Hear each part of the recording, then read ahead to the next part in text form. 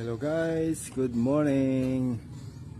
Ayon sa mga Marites, mas maganda daw kainin to yung hilaw pa ng mulberry, kasi pag yung hinog na siya, yung may itim na talaga, mataas na sa sugar.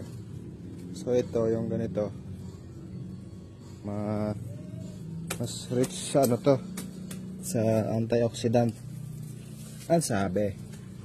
Ayan, ang dami ng hinog, oh. Kahit ito ganitong mapula, pwede na daw. Putrigis ang langgam, ang lalaki. Ano na naman yung,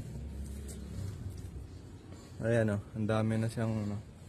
So, pag yung ganito daw guys, yung ito hinog na to, pag ganito mataas na sa sugar. Ay, nako. Kaya mas maganda yung bago maghinog pa lang siya, hindi na yung maitim na maitim, kasi maano sa antioxidant. Yun lang po.